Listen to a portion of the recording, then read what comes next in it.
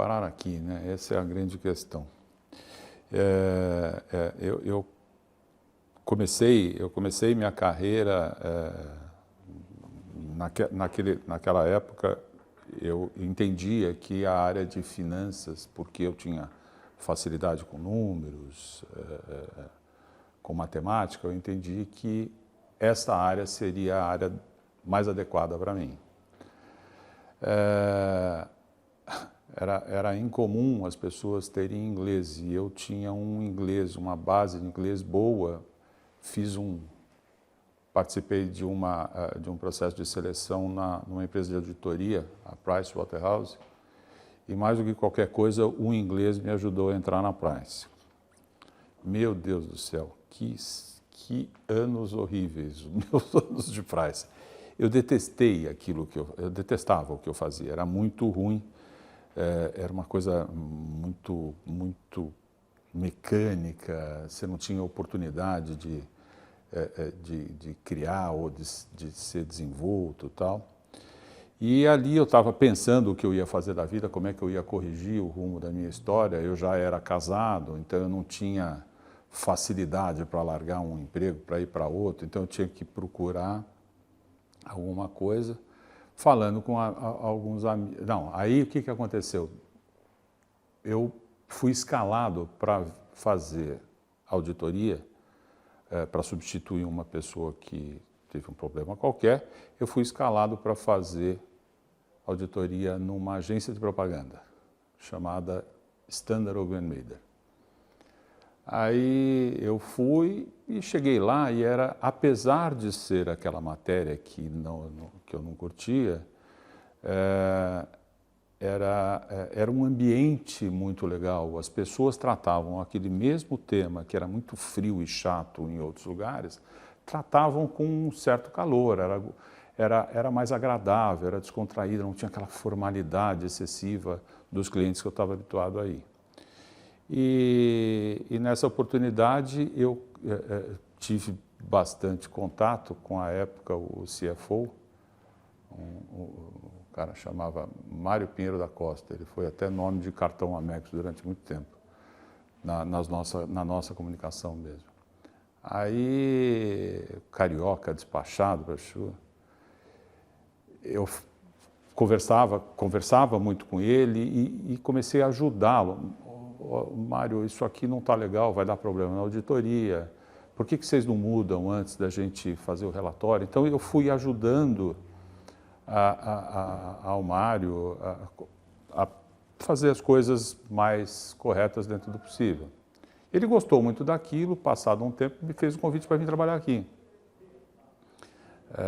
Eu estava com uma outra proposta também para ir para a Alcoa, né? E aí eu logo pensava, na Alcoa vai ser igual a Price, então para a Alcoa eu não quero ir. Aí eu aceitei vir para cá e aí eu comecei a me dar bem, me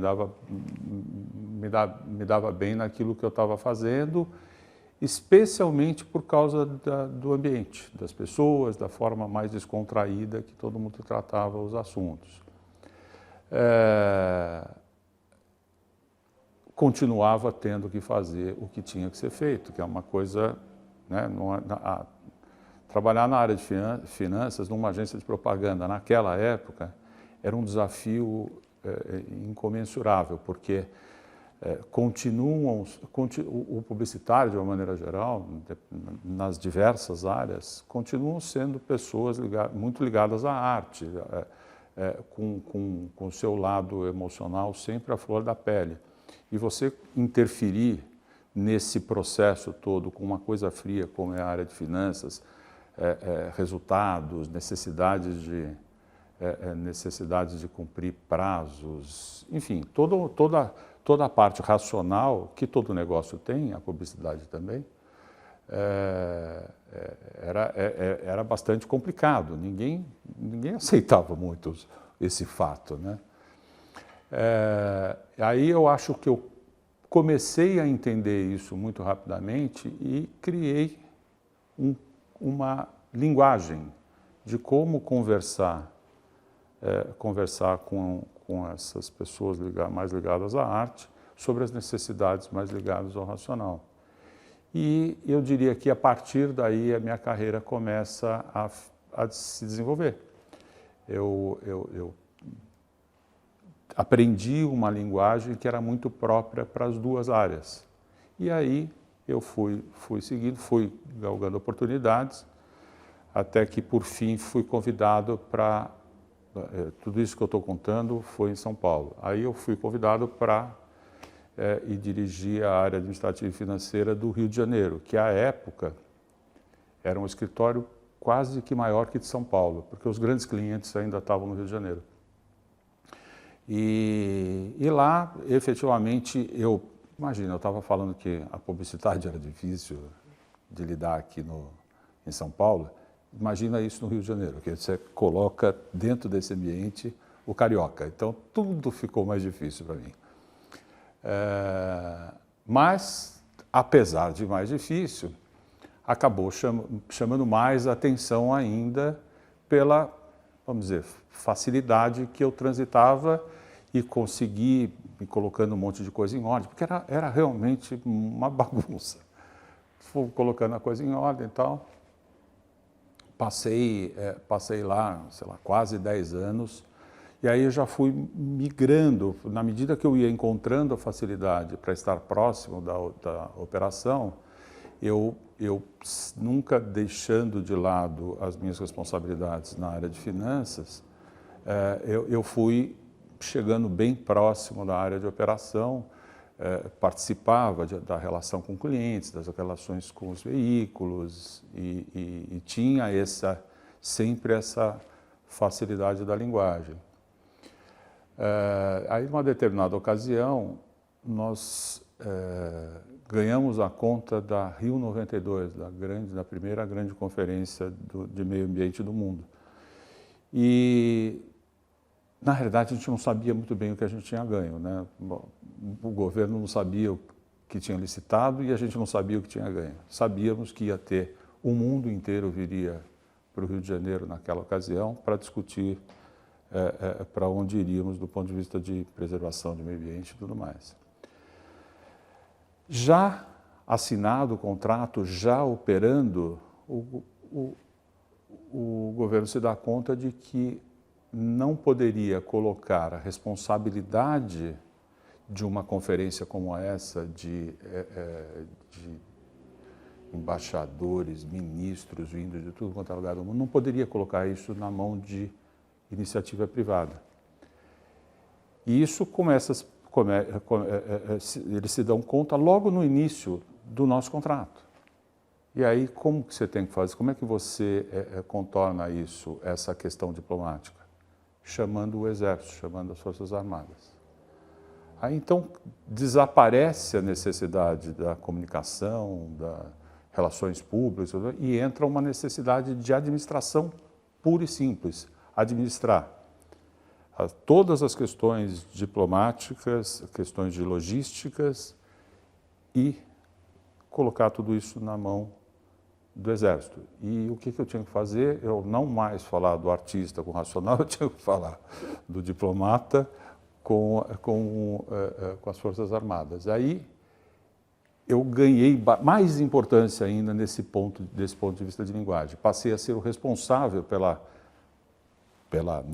nosso contrato na administração da Rio 92. Ganhei muita projeção com isso, entenderam que eu tinha esta habilidade mesmo e tal, e quase morri, mas cheguei ao final do contrato, consegui me entregar o contrato, eu conheci milhares de militares com quem eu tinha que conversar o tempo inteiro, e fizemos uma conferência super legal, foi um sucesso. Passado pouco tempo depois, aí me chamaram para vir voltar para São Paulo para dirigir toda a área financeira e administrativa da empresa. A partir de São Paulo, o escritório do Rio de Janeiro já começava a diminuir, o escritório de São Paulo, os clientes já vinham mudando para São Paulo, começam a crescer cada vez mais aqui e aí fazia mais sentido eu continuar com as minhas responsabilidades do Rio de Janeiro e tudo mais, mas baseado em São Paulo. Assim foi na época, nós tínhamos, pouco tempo depois que eu tinha sido transferido para cá, nós compramos uma agência que era a Denison, cujo dono era o Sérgio Amado. Era o Sérgio Amado e o Raul, eram os dois sócios. Nós compramos, eu corri um grande risco naquele período, porque o Sérgio Amado tinha uma pessoa de confiança dele na Denison, mas ele fez uma brincadeira lá comigo, falou, eu vou te demitir, mas não sei, vou te avaliar, tal, mas logo depois ele confirmou a minha permanência no cargo e com o Sérgio eu fiz uma excelente parceria durante mais de 20 anos. Nós fomos realmente muito próximos e muito complementares, né? O Sérgio com um tino comercial muito forte para conquistar clientes, atrair negócios e tudo mais, e eu com o meu lado de gestão e de organização, conhecimento de operação e tudo mais. Então nós fizemos uma parceria muito grande. Foi uma pessoa muito... Claro, uma história como essa que eu estou contando, tem um monte de gente importante. A pessoa que me levou para o Rio, por exemplo, o Mário Pinheiro, que me chamou para vir para cá, ou o John Royle, que me chamou para ir para o Rio, ou Sérgio Silva, que me deu muitas oportunidades dentro da operação do Rio de Janeiro, enfim. E com o Sérgio Amado acabou acontecendo a mais longa delas. Aí, passado um tempo, eu começo a também ficar mais próximo da área de operação de São Paulo também.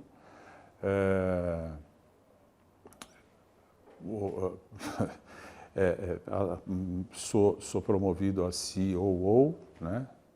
E assim, era engraçado, porque na medida que as oportunidades surgiam aqui, meus superiores, com quem eu sempre tive uma relação matricial, porque tinha área de administração e finanças e tinha área de operação, o meu superior, o CFO do mundo, fala, tudo bem, você pode assumir o que você quiser, mas você não vai deixar de fazer aquilo que você precisa fazer para nós, que nessas empresas multinacionais, a área de finanças sempre é uma área muito delicada, de muita confiança, de relação muito próxima de confiança, tal. Então, eu ia assumindo outras coisas, mas continuava sempre linkado à área de finanças. Aí passei a ser COO e o Sérgio confiava muito em mim, muito legal isso. E sempre que surgia alguma necessidade, ele tinha até uma brincadeira, falava, não, leite resolve, leite resolve, leite resolve. Aí eu fui me aproximando até da posição de CEO de empresas que a gente comprava. A gente começou numa veia de aquisições muito forte e eu acabei entrando nessa prospecção de empresas a serem compradas, negociações de empresas a serem compradas e, finalmente, compras e, posteriormente, as incorporações que a gente tinha que fazer com as empresas compradas. Com isso, eu acabei sendo responsável por alguma dessas unidades que foram compradas, tal, e acabei me tornando o CEO do grupo dessas empresas, sempre com a empresa de publicidade que era maior, apartada, não tinha responsabilidade direta, sempre atuando na minha área, mas não atuando fortemente na operação. Mas nas outras, sim, sempre ligado à frente das outras unidades. E assim foi acontecendo até a saída do Sérgio, com a ascensão do Musa. Aí eu volto para a minha posição, eu deixo esses cargos anteriores que eu tinha, volto a ser o vice-presidente executivo e responsável também pela área de finanças. Então, rapidamente, a minha longa, curta história de carreira, minha carreira profissional, passa por essas etapas que eu comentei. Embora todo mundo ache que é muito tempo, posso garantir que tudo isso que aconteceu de forma muito rápida, porque nesses anos todos eu tive diferentes funções, trabalhei em diferentes escritórios, trabalhei com diferentes clientes, com diferentes colegas, diferentes presidentes, diferentes filosofias. A Standard Ogilvy a Standard era a agência nacional que foi comprada pela Ogilvy e depois foi comprada pela WPP. Então, só nessas 3 fases que eu estou comentando, quanta história mudou, quantas direções, quantas filosofias que aconteceram nesse período. Então, realmente, eu não senti. A única coisa que eu sinto é muito orgulho de ter trabalhado durante todos esses anos com quem eu trabalhei, para as marcas com quem eu tive relação e com os colegas que eu pude conhecer ao longo desse período. Falando um pouco sobre marketing, bom, foi e continuará sendo a melhor forma do produto ou da marca se expressar e conversar com o seu cliente, com o seu consumidor. Não adianta, continua sendo a melhor ferramenta, a melhor forma, e sempre será, é a essência. E aí até, levando em consideração a minha formação, a minha história, dá para a gente fazer uma analogia com você mesmo, a pessoa, como você se comunica com o mundo, não deixa de ser uma expressão, uma forma de marketing, porque você se vende o tempo inteiro, você vai buscar as suas melhores características, você vai sempre buscar a melhor maneira de se colocar e de se vender e de se fazer aceito. Então, pegando a primeira parte do que eu contei para vocês, dá para ver que eu usei muito do marketing para poder criar a minha história, fazer a minha carreira. Hoje é uma coisa que a gente tem que tomar cuidado, que o marketing, de uma maneira geral, caiu, ele está sempre, às vezes ele é usado até de forma equivocada, minimizada, assim como se estivesse, às vezes até com chacota, né? Isso aí é marketing, né? Isso aí esquece isso não. Então a gente tem que tomar cuidado, porque é uma coisa muito, muito importante que a gente não pode deixar se misturar ou se diluir nesse universo de meios e formas que hoje que o mundo vem se comunicando. Não podemos perder a essência do que é o marketing, porque é muito relevante e muito importante. Hoje, mais do que nunca, porque quando você pensa como construímos marcas ao longo da história, era de forma muito clara, era muito evidente. Você via, você usava meia dúzia de canais, de uma forma bastante consistente, você tinha o filme de 30 segundos ressaltando aquela marca. Você pode falar inúmeras marcas foram criadas dessa forma tradicional. Vou falar de histórias nossas aqui, Shell, IBM, sei lá, tem um monte. Mas era aquela coisa tradicional, você fazia aquele filme com a mensagem forte, você complementava com os meios externos, você usava a revista, quer dizer, você bombardeava de uma forma muito sólida meia dúzia de canais e você conseguia falar com todo mundo. Aí o mundo vai evoluindo, até hoje a gente acha que ele está evoluindo, ele vai evoluindo, vão criando novos canais, porque o marketing continua a mesma coisa, o ser humano continua a mesma coisa, só que isto fica diluído num monte de outros canais, num monte de outras formas, e eu acho que a gente está ainda aprendendo a usar isso ou a evoluir com isso da melhor maneira possível. Hoje, com a forma como cada vez mais a gente busca construir as marcas, é tentando fazer a melhor interpretação desse universo de meios que nós temos. Agora, com todos os aspectos de mudança que a gente citou aqui, como fazer para se adaptar nesse mundo novo, especialmente com as redes sociais, como a gente faz para transitar nesse universo, né? Então, eu falava há pouco das construções de marca ao longo da história, quão sólidas elas foram. Não é que foram simples porque eram menos canais ou menos maneiras de se comunicar. Não é nada simples. Foram construções sólidas e com bastante dedicação, empenho, planejamento, pesquisa, quer dizer, tudo que precisa ser feito para que o marketing possa cumprir o seu objetivo de que é fazer a expressão da marca. Agora, como fazer tudo isso considerando esse novo universo?